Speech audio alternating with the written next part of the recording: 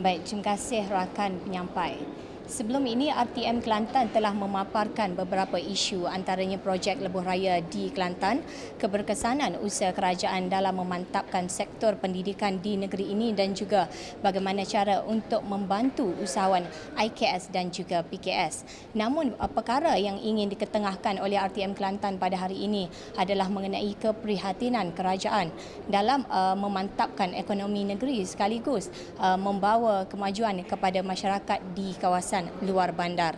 Untuk itu, bagi membincangkan perkara itu bersama saya pada ketika ini, Timbalan Menteri Kemajuan Luar Bandar dan Wilayah, Datuk Ahmad Jazlan Yaakob. Baik, terima kasih Datuk kerana sudi untuk bersama TV1. Terima kasih juga kerana sudi menjemput saya ke ruangan ini. Ya, bercakap mengenai bantuan yang disalurkan oleh pihak kerajaan menerusi KKLW, apakah manfaat yang dapat diterima oleh rakyat Kelantan sendiri menerusi bantuan tersebut? Okey, pertamanya sekali lagi lah kesempatan ini saya nak ucap terima kasih kepada Yang Amat Berhormat Perdana Menteri dan juga Menteri Keuangan kerana di dalam dua pembentangan yang kita lihat sebenarnya, pertama pembentangan rancangan Malaysia yang ke-11, yang kedua ialah pembentangan belanjawan untuk tahun 2016. Sekali lagi rakyat Kelantan sepatutnya bersyukur dan berterima kasih kerana jelas kepada kita Yang Amat Berhormat Perdana Menteri tidak meminggirkan Kelantan. Belanjawan untuk 2016 dan juga rolling plan pertama untuk RMK yang ke-11 ini, banyak peruntukan yang telah diluluskan sebenarnya untuk Kelantan yang meliputi keseluruhan. Pertama saya sebut di sini ialah perkara yang menjadi pokok pangkal kepada kita nak menjadi negara maju. Persediaan kita sudah tentulah modal insan. Modal insan jelas kepada kita bahawasanya Yang Amat Berhormat Perdana Menteri telah memberi kelulusan untuk pembinaan 2 MRSM, ya, satu di Ketereh dan satu di Tanah Merah. 2 daripada 4 yang diluluskan, maknanya 50% daripada pembinaan MRSM ini terletak dalam negeri Kelantan. Ini yang pertama. Yang kedua, daripada segi prasarana juga kita lihat di sini banyak permohonan daripada KKLW yang dikemukakan kepada EPU, dan Yang Amat Berhormat telah bersetuju untuk meluluskan sebahagian besar jumlah peruntukan bagi tujuan prasarana. Yang ketiga, melalui agensi-agensi kerajaan di bawah KKLW khususnya seperti RISDA, Felkra dan banyak lagi kalau saya nak sebutkan di sini juga telah diberi peruntukan yang agak besar untuk meningkatkan taraf hidup dan juga program penambahan pendapatan kepada rakyat termiskin di luar bandar.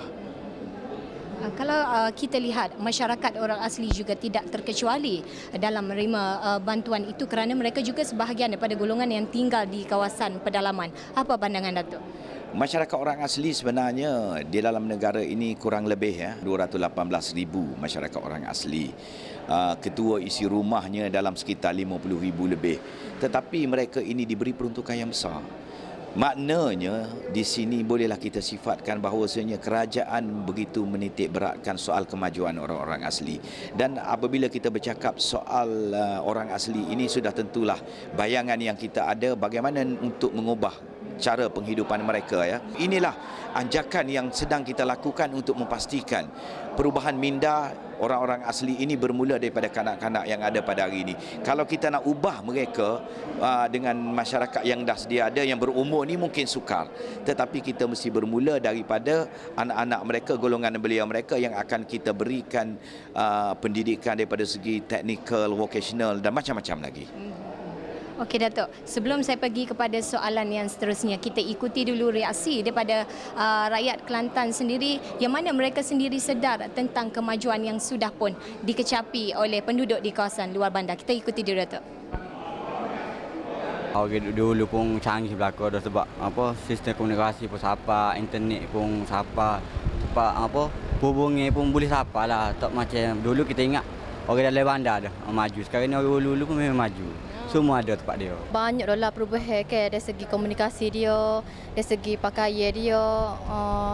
dah lah dekat pedalaman pun law ni pun memang maju dah. Memang lah dari segi akses internet pun memang boleh lah. Sana memang maju sepengah kita mau sini lah. Sekarang ni yalah dia pun lebih kurang macam orang dalam bandar juga lah. Sebab dengan kemajuan sekarang pun dengan dari segi kemudahan awam untuk dia datang ke bandar, lepas tu daripada kemudahan jalan apa semua. Baik, mendengar reaksi daripada mereka, Datuk, mungkin apa harapan dan juga nasihat Datuk kepada masyarakat di bandar maupun yang tinggal di kawasan luar bandar?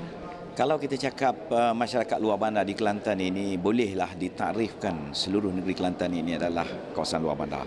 Ialah adalah kawasan pekan-pekan, Kota Baru sendiri, bandar, tetapi majoritinya keluasan kawasan adalah luar bandar. Maka di sini sekali lagi lah saya ingin berkongsi, barangkali boleh saya guna ayat ini dengan masyarakat dan rakyat di negeri Kelantan ini agar memanfaatkan sebenarnya hasil daripada usaha yang telah dibuat oleh kerajaan. Kita mesti melakukan suatu transformasi diri kita sendiri. Perlu menganjakkan diri kita sendiri sesuai dengan tuntutan zaman dan masa dan apa yang diinginkan oleh perjalanan negara pada hari ini. Ratusan juta telah diperuntukkan untuk permulaannya, dan di sini tak silap saya rasa kalau saya sebut bahawasanya untuk rolling plan pertama rancangan Malaysia ke-11 belanjawan 2016 baru-baru ini, keseluruhan projek-projek luar bandar termasuklah kepada agensi di dalam program penambahan pendapatan masyarakat orang asli di Kelantan, kawasan-kawasan wilayah seperti Kesedar dan juga KKAW yang secara terus akan membantu rakyat Kelantan ini. Sebenarnya mungkin rakyat di luar sana belum tahu, ianya berjumlah hampir 1.3 bilion. Ini satu peruntukan yang cukup mengagumkan kita. Betapa Yang Amat Berhormat Perdana Menteri telah melihat bahawasanya seolah-olah Kelantan ini adalah suatu lubuk pembangunan Kementerian Luar Bandar yang perlu disegerakan dan tidak boleh berlengah-lengah lagi. Okey, baik. Terima kasih, Datuk, kerana sekali lagi sudi untuk bersama TV1.